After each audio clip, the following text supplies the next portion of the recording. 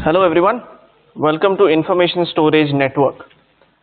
In today's class we will be discussing about management access domain and the threats associated with this domain, and also we will see what are the different types of security controls that we can employ in securing this management access domain. So management access, so whether it is monitoring, provisioning or managing storage resources, so all these things are associated with every device within the storage network. You have a certain storage network, then we need to monitor it, we need to make certain provisioning for it and manage the resources that are associated with that storage. So this is what is called as management access. So in order to perform all these tasks, there is a certain management software which is present in order to perform these tasks. It can be a command line interface, it can be a certain console, or it can be a certain web-based interface. It can be a GUI or it can be a command line interface to manage these resources or storage device present in the management access domain.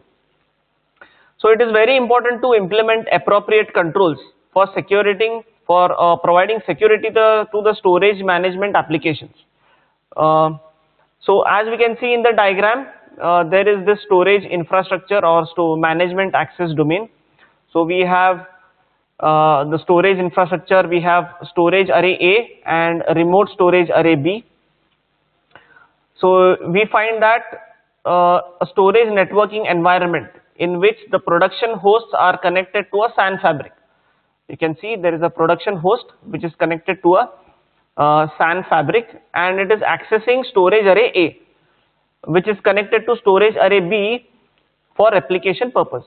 Okay, so the production host is accessing storage array A, and this in turn is connected to remote storage array B, and this storage array B is used for replication purpose. Further, this configuration has a storage management platform on host B and a monitoring console on host A. You can see host B, it says storage management platform, and host A consists of a command line interface or a web-based interface or a GUI to manage all these things. So all these are connected through an IP network. Right. Some of the possible threats of this system is an unauthorized access, or as you can see, there may be an unauthorized host which is present and it can gain access to this particular fabric. It is spoofing the host identity. It is showing itself as a host. Next, a remote console. Say for example, host A may gain management access to array B. Remote console support for the management software also increases the attack surface. So using this remote console support, several other systems in the network may also be used to execute an attack. So we need to provide certain sort of secure communication. So this secure communication can be provided with the help of protocols such as secure shell, SSH, or secure socket layer, or transport layer security. It is called as TLS. So these things will be able to provide effective protection against these threats. We can also perform event logging, which helps to identify unauthorized access and unauthorized changes to the infrastructure. So the administrator's identity and role should be secured against any spoofing attempts, so that an attacker cannot manipulate the entire storage array and cause data loss. So the administrator's identity, like username and password, all these things have to be stored very securely so that it cannot be spoofed, so that it cannot be copied by an unauthorized user. So this is about management access domain. So let's see in the form of table what are the threats, available controls and examples. Controlling administrative access. So the possible threats are spoofing the user or administrator identity, which compromises the integrity. Elevation of user administrative privileges. So when a certain unauthorized user spoofs to be the administrator, then the administrator privileges are also elevated. What are the available controls? First thing is we can perform some user authentication and authorization, and if there is an audit possible, then audit also can be performed. Examples are two-factor authentication, certificate management. Then we can have an authorization of the type role-based access control. So based on the role of the user, access can be provided to the SAN fabric. And security information event management. So these are examples. We need to also protect management infrastructure. The possible threats for the management infrastructure is tampering with the data, denial of service, and network snooping. What are the available controls? Management network encryption. We need to encrypt the entire fabric, SAN fabric network. We can also provide management access control. So what are the examples? That SSH, SSL or over HTTP. Then we can have encrypted links between arrays and the hosts.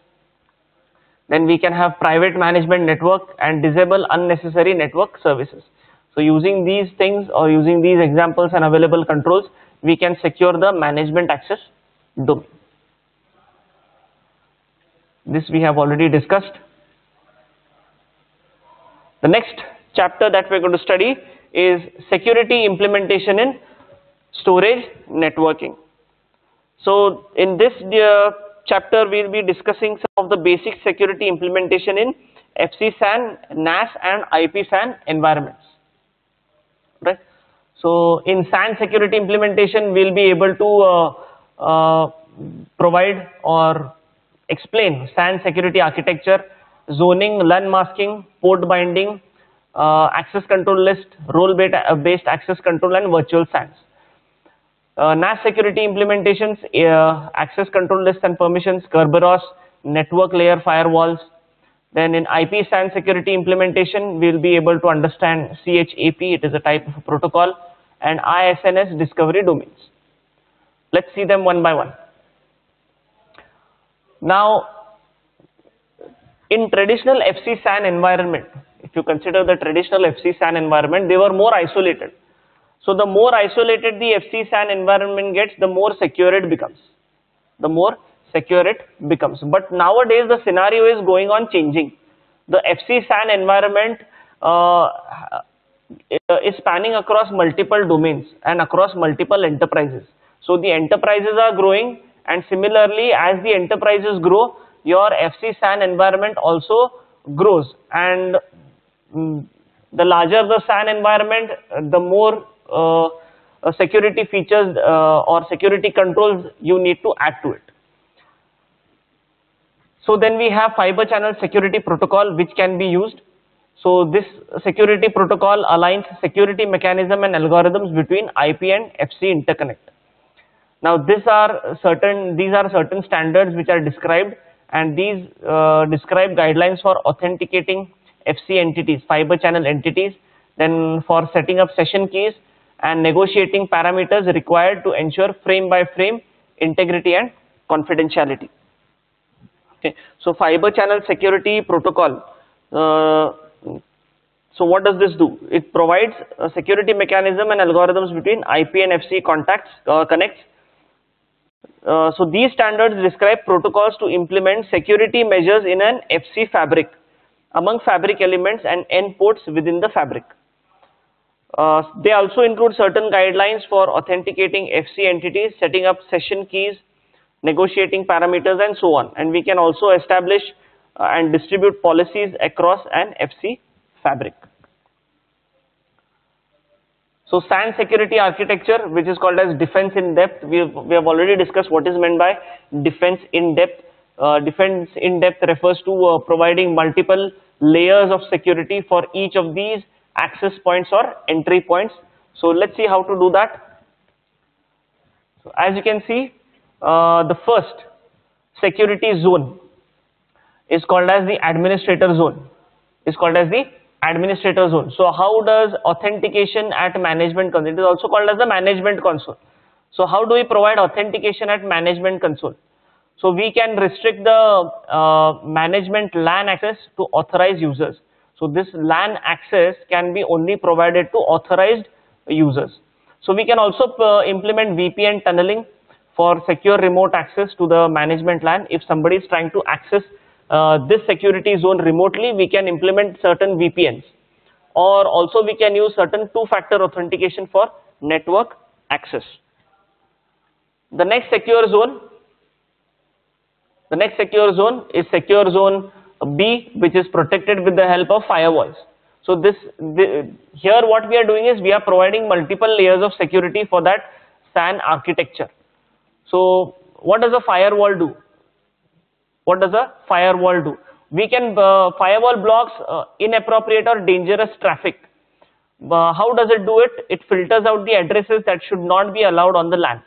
So there are certain websites or questionable websites which can be blocked, or certain addresses that should be blocked so that they do not cause damage to your SAN architecture. So this is done by the firewall. It just filters out the IP addresses that should not be allowed.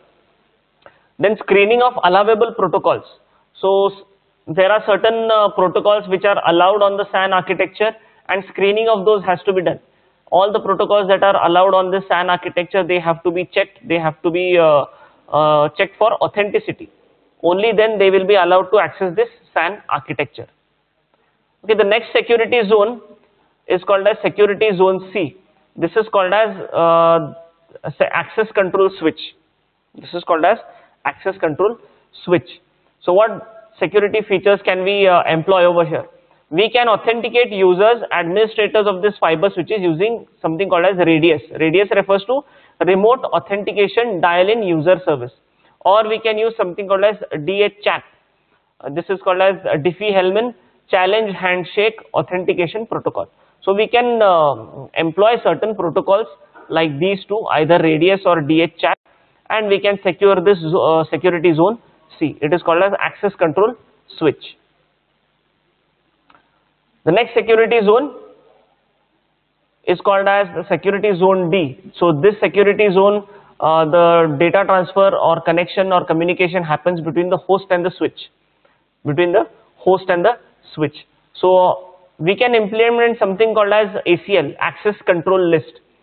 So only the known host bus access or adapters can connect on a specific switch port only. Only the HBAs which are known, or we can say hosts which are known, only can connect to specific switch ports. We can implement a secure zoning method such as port zoning, which is also known as hard zoning.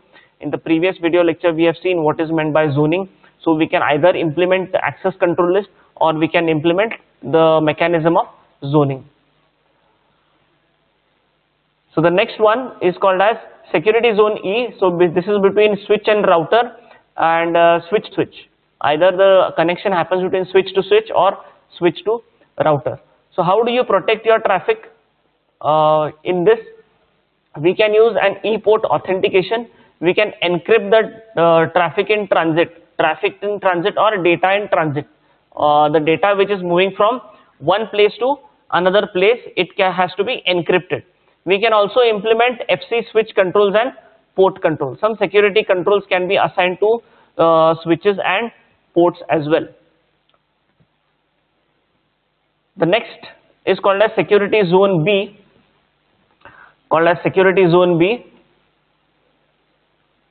Alright. So we can, as you can see, there is WAN written over here. Here there is WAN written over here, security zone. So how do we, this is called as a distance extension for a wide area network. So how do we secure this zone? So FC security for long distance FC extension, IP security for SAN extensions via FCIP. So we can secure this data in this security zone using these two implementation encryptions. The next one is called as zone G. This is between switch and a storage. So we need to protect the storage arrays also present in our SAN architecture. So we can use a WWPN based LUN masking, or we can also use SID locking. So these two things can be used for securing the security zone G. The next one is called as the basic SAN security mechanism. So this is implemented in various ways: array based volume access control, then security on FC switch ports or switch wide and fabric wide access control, logical partitioning of a fabric, which is also called as virtual SAN. So what is meant by array based volume access control? So this is called as LUN masking and zoning. So LUN masking and zoning, these are the basic SAN security mechanisms. So the standard implementation of LUN masking on a storage array, it masks the LUN present to front end storage port based on the WWPN of the source's HBAs. A stronger variant of LUN masking may sometimes be offered, whereby masking can be done on the basis of the source FP addresses. It offers a mechanism to lock down the FP address of a given node port to its WWN, worldwide name. WWN is worldwide name. So WWPN zoning, worldwide port number zoning, is the preferred choice in security conscious environment. So whenever we want to secure an array based volume access control, generally LUN masking and zoning is preferred. LUN masking and zoning is preferred. The next one is called as SID lockdown. SID lockdown. So this is a stronger variant of masking. The previous one, it is called as, that is the standard implementation of LUN masking. So if you want to have a stronger variant of masking, then we have to perform SID lockdown, right? So this restricts access with a specified 24-bit fiber channel address. The next is called as a port zoning. So we have already seen what is meant by a zone and how zoning takes place. Next, how to perform security on FC switch ports. So port binding, port lockdown or lockout, and persistent port disable. So what is meant by port binding? What is meant by port binding or fabric binding? It prevents, what is meant by port binding? Sorry, not fabric binding, port binding. So if you want to limit the number of devices that can attach to a particular switch port, suppose there are 50 nodes present in a SAN fabric, you want to limit them only to 10. So we can perform port binding. So this limits the number of devices that can attach to a particular switch port and allows only the corresponding switch port to connect to the node of fabric access. The next one is called as port lockdown or port lockout. So what does this do? There are two typical variants which are included in this port lockdown. The first one is called as the switch port cannot function as an E port and cannot be used to create an ISL. So E port, we know what is the functionality of E port. So we can lock out the entire E port or shut down the E port which cannot be used for inter-switch linked. ISL refers to inter-switched link. Suppose there is a certain switch which is behaving in an unacceptable manner or in a different manner, then such a switch is called as a rogue switch. Such a switch is called as a rogue switch. So if you want to restrict access to that rogue switch, if you want that switch not to access our SAN architecture, then we can perform port lockdown. The third one is called as persistent port disable. So a port is disabled and it remains disabled even after we perform a complete switch reboot. It says that prevents a switch from being enabled. The switch is disabled in such a way that even after we reboot the switch, it does not get enabled. So these are securities on FC switch ports. Okay, the next one, switch wide and fabric wide access control. So how do we perform security on this? So as we know that organizations are growing their SANs locally over longer distances, and since these SANs are growing over longer distances, there is a need for effectively managing SAN security. So SAN security becomes a very critical factor when SANs are growing. So network security can be configured on an FC switch by using access control list. So what is meant by access control list? So what do these ACLs provide us? So these ACLs typically implemented, there are certain policies which are implemented by this ACL. The first is called as the device connection control.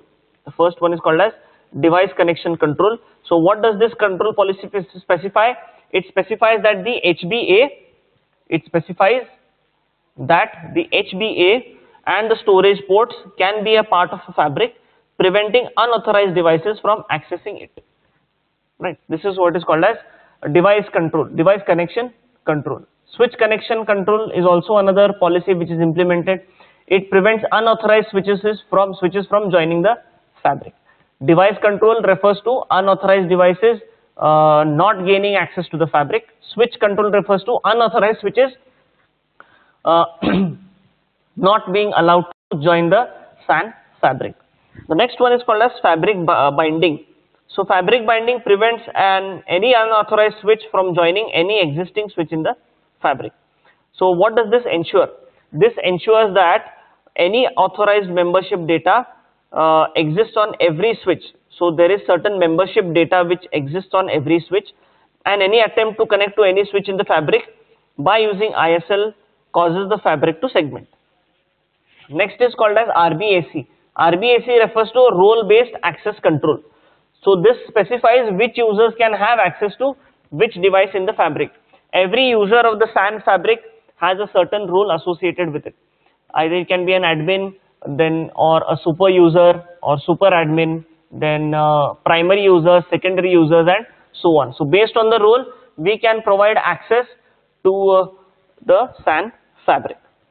So this was about switch-wide and fabric-wide access control. Next one is logical partitioning of a vSAN, of a fabric. So when we logically do partition to fabric, it is called as a virtual SAN. So what is a virtual SAN? Dividing a physical topology into separate logical fabrics. So when there is a certain physical topology available. So as you can see here, this is this physical topology which has several devices and switches available. So logically dividing them into separate groups is called as virtual SAN. So how does it work? So the administrator allocates switch ports to different virtual SANs. There are three virtual SANs, as you can see. vSAN 1 is for the IT, vSAN 2 for engineering, and vSAN 3 for HR. Alright, so it is the administrator's task to allocate switch ports to different virtual SANs. Every switch has different types of ports, so which port has to be allocated to which vSAN, it is the responsibility of the administrator. A switch port can be only in one vSAN at a time. Suppose there is port number 1. Currently it is active on virtual SAN 3. At the same time, it cannot be active on virtual SAN 1 or 2. Every switch port can be only in one virtual SAN at a time. Each virtual SAN has its own distinct active zone set and zones. Okay. So this was about virtual SAN. So what does this virtual SAN minimize? It minimizes the impact of fabric-wide disruptive events, because management and control traffic on the SAN, which may include zone set, activation events, and more, does not traverse vSAN boundaries. So this was about virtual SAN. Next, security implementations in NAS. Security implementation is NAS, network attached storage. So how do we do it? First, permissions and ACL. Second one, authentication and authorization mechanism. So there are different authorization and authentication mechanisms. We have Kerberos and directory services, which performs identity verifications, and then we have firewalls which provide protection from unauthorized access and malicious attacks.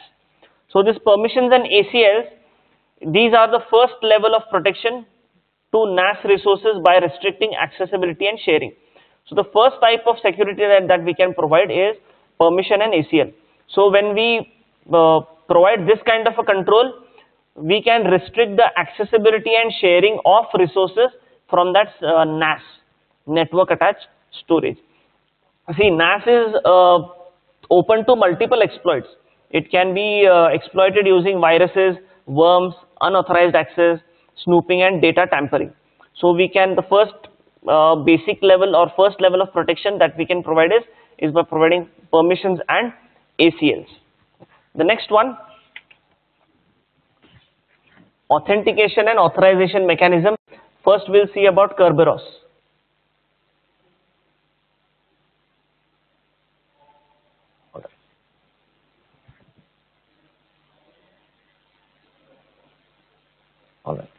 So we'll see about what is meant by Kerberos.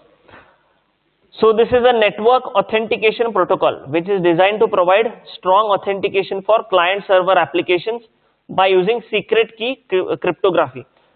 So if you want to encrypt the entire network in a NAS, network attached storage, we can use something called as Kerberos. So it is an authentication protocol which uses the concept of secret key cryptography. It uses cryptography so that a client and server can provide their identity to each other across an insecure network connection. If your network connection is insecure, then cryptography can be used so that the client and server who are communicating with each other, they can prove their identity to each other. They can prove that they are authentic and authorized users. So after the client and server have proven their identities, after they have established a connection securely, they can choose to encrypt all their communications to ensure privacy and data integrity. So Kerberos authentication occurs between clients and servers. So how does this work? The client first gets a ticket. This is the diagram. Alright. So an entity gets a service ticket for a Kerberos service. There is a client which is called as the Kerberos client. So this client can be a user or a host. So this entity gets a service ticket for a certain service that the user or a host wants. Then we have something called as a Kerberos server. So this is also called as a key distribution center, KDC, key distribution center. What does this key distribution center implement, or this server implement? It implements authentication services and ticket granting services. We'll see what these tickets and authentication services means. So applications can make use of Kerberos tickets to verify their identity. So this ticket is generally used or given to a host which is trying to access a Kerberos server. So using that ticket, the user can, or the host can, identify and encrypt data. So there is a certain figure which is present. We have a Windows client, we have a KDC, then we have a NAS device, and we have an Active Directory. So how does this work? The user first logs on to the workstation or the server in the Active Directory domain using user ID and password. Then the client computer sends a request. The client computer sends a request to the authentication service running on the KDC for a Kerberos ticket. So whenever the client computer sends a request, then the first thing that the user or the client computer requests is for a Kerberos ticket. The KDC verifies the user's login information from the Active Directory. So we're using this, or before providing the ticket, Kerberos ticket to the client, first the verification of user login, that is username and password, is done with the help of an Active Directory, right? The next thing, the KDC responds with an encrypted ticket granting ticket. It is called as TGT, and an encrypted session key. So the KDC, after verifying that he is an authentic user by verifying the username and password, then there is a ticket which is granted. It is encrypted. It is called as a ticket granting ticket, or TGT, and also a session key is also sent. So this TGT has a certain limited validity period. How you have OTPs, one-time passwords. Similarly, this TGT has a limited validity period. TGT can be decrypted only by the KDC. This TGT can be decrypted only by the KDC, and the client can decrypt only the session key. Only the session key. So when the client requests,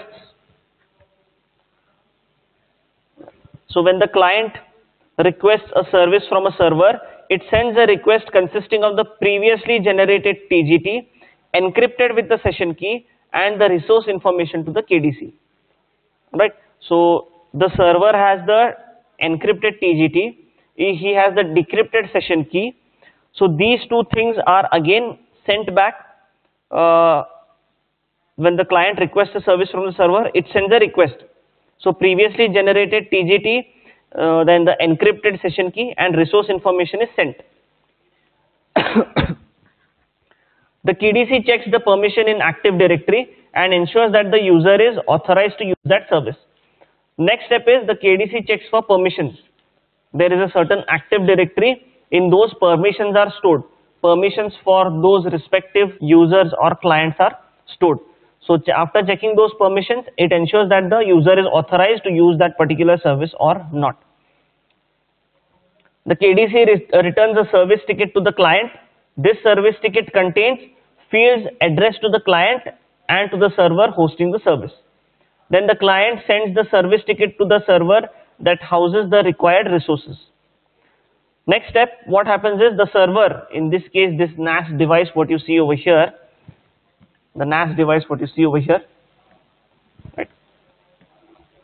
It decrypts the server portion of the ticket and stores information in a key tab file. So there is something called as a key tab. This is the 7th step. As long as the client's ticket is valid, the authorization process does not need to be repeated. Alright. The server automatically allows the client to access appropriate resources. As long as this ticket is valid, the user can or will be able to access the services present on this NAS device. So client server session is established and sharing of information or data takes place.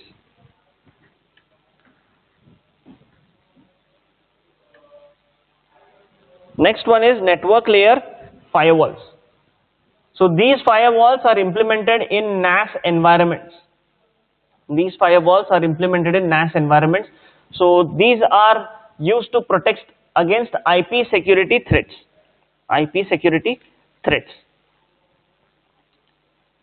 So these network firewalls, what do? They examine network packets, and these network packets are compared to a set of configured security rules. There are certain configured security rules which are implemented in the firewall. So the packets which are coming inside, they are examined and they are compared to these security rules. So the packets that do not match with respect to these security rules, they are dropped. They are not allowed to continue to that destination. Only those packets which match with the security rules are allowed in the fabric or in the SAN environment. So what about the effectiveness of a firewall? So it depends on how robust and extensive the security rules are. So the effectiveness of a firewall depends on how strong those security rules are configured in the firewall. If they are loosely defined, if the security rules and if they are configured in a very loose manner, then security breach can happen very easily. So this is and there is a diagram. There is an external network. There is a application server which is placed between two firewalls, and inside there is a private network. So the application server which is present in these two firewalls, it is called as demilitarized zone, also called as DMZ. So this demilitarized zone is commonly implemented. This is how commonly firewalls are implemented. Alright. So what does this mean? A demilitarized zone provides a means to secure internal assets. So you have certain internal assets present in your private network. If you want to secure those internal assets, then we use DMZ, demilitarized zone, right?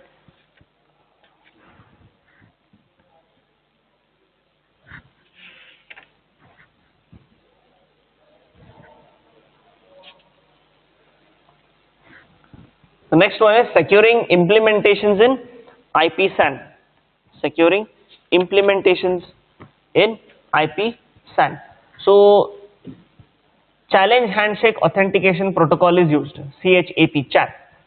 So to secure the IP-SAN implementation in IP-SAN, we use challenge handshake authentication protocol. So it is implemented as a one-way authentication and also as a two-way authentication. So what is one-way authentication? Authentication password configured only on one side of the connection. So for a connection, there are two devices which are required. Minimum two devices are required. So authentication occurs only on one side of the connection. In two-way, authentication happens on both the sides. This is also called as mutual authentication. So in the next class, we'll be discussing about one-way and two-way CHAP authentication. Thank you very much.